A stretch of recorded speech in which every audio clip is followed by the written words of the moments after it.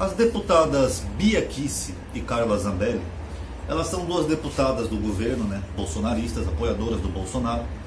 E só para deixar claro, eu não tenho nada contra elas. Até sigo elas no Twitter, elas parecem ser pessoas agradáveis, pessoas boas.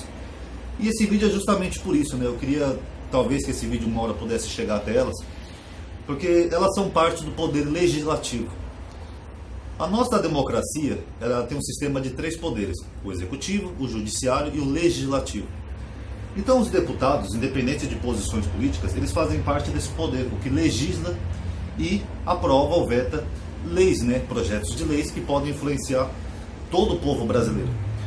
E as duas deputadas, apesar de elas parecerem serem pessoas ótimas, devem ser pessoas até agradáveis, elas geralmente cometem equívoco na questão de interpretação de leis. E eu acho que elas deveriam ter um pouco mais de assessoria nesse ponto, sabe, nesse quesito. Não só para evitar equívocos, mas porque senão, bem ou mal, elas acabam sem querer prejudicando pessoas que poderiam se beneficiar dessas leis. Eu vou explicar a primeira questão da lei do incesto. Um deputado do PCdoB, eu não vou lembrar o nome agora, ele criou uma lei onde o Estado reconheceria famílias independente de laços consanguíneos. Por causa desse termo, independente de laços consanguíneos, ambas as deputadas, mais o deputado Marcos Feliciano e outros deputados do governo, eles entenderam que ela era uma referência a incesto, porque o Estado ia reconhecer famílias independentes de laços consanguíneos, como por exemplo, se eu fosse, um exemplo hipotético, se eu fosse ter uma relação incestuosa com a minha irmã, o Estado ia reconhecer a gente como um casal. Só que o projeto não dizia nada disso. Para quem já conhece o meu outro canal, sabe que eu já falei, mas como esse canal é diferente, eu vou dar uma resumida aqui para vocês no caso real. Eu tive um irmão de criação, um rapaz negro chamado Rogério, que ele viveu com a minha família aproximadamente umas 3 décadas, uns 30 anos. Quando ele veio morar com a gente, eu era um garotinho ainda, tinha acho que 12, 13 anos.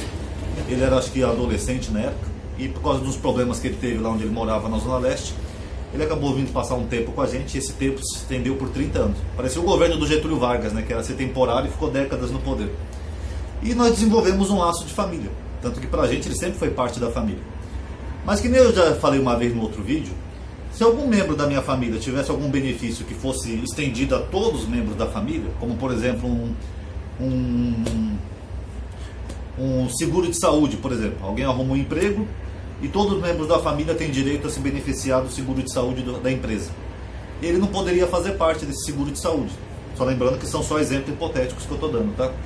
Por que ele não poderia fazer parte do seguro de saúde? Porque ele não tem a mesma filiação, o nome do pai, o nome da mãe. Ele não tem nenhum grau de parentesco, algum parente que a gente possa comprovar que seja parente. E ele também não tem o mesmo tipo sanguíneo que o nosso. Aliás, nem a etnia mesmo. Então seria muito difícil provar para alguma empresa ou para algum desse exemplo hipotético que ele é nosso parente. Mesmo convivendo na minha família por mais de 30 anos, não tem nada que comprove que ele é parte da família, porque nós não temos nem sequer laços consanguíneos. Então esse projeto era justamente para isso, era para o Estado reconhecer esse tipo de família, famílias que se formam independente de laço consanguíneo. Se você tem alguém que mora com você já há muitos anos, essa pessoa é membro da sua família, independente do laço consanguíneo.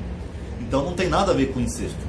Primeiro que a lei do incesto, já existe uma lei na nossa lei, na nossa Constituição, que proíbe o incesto. E uma lei, um outro projeto de lei não pode ir contra aquela lei, a não ser que fosse um projeto de emenda constitucional. E ninguém ia ser imbecil bastante para fazer um projeto que favorecesse o incesto.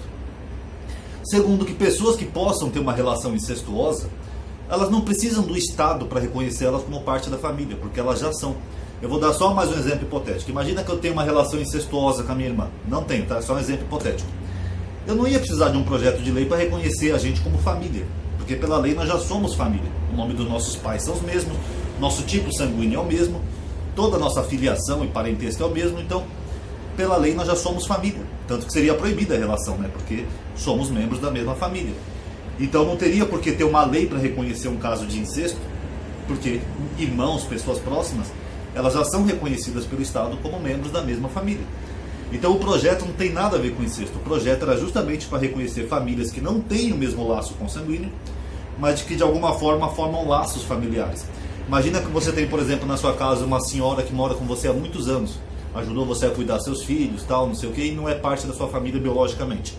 O Estado teria que reconhecer ela como uma membra da família, ok? E por que eu estou falando de novo desse vídeo do incesto, falando de novo nesse assunto que eu já tinha falado no meu outro canal?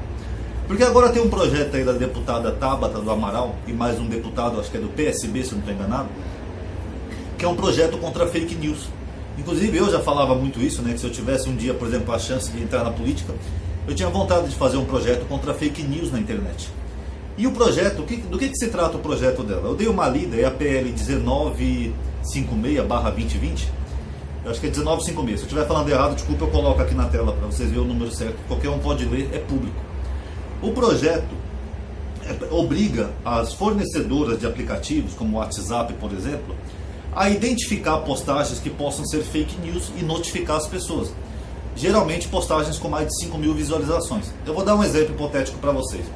Imagina que eu crio uma fake news. Eu falo assim, o Bolsonaro atropelou um garoto em Brasília. Não aconteceu isso. Eu criei uma fake news e coloco lá no WhatsApp. O presidente Bolsonaro atropelou um garoto em Brasília.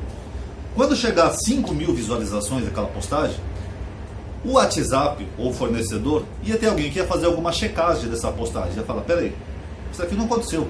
Isso aqui é mentira. Isso aqui é um cara que está querendo destruir a imagem do Bolsonaro. Então o próprio WhatsApp ia notificar, falar, isso aqui é um fake news. Pronto, não acredite nisso. É uma fake news que estão espalhando aí nos grupos.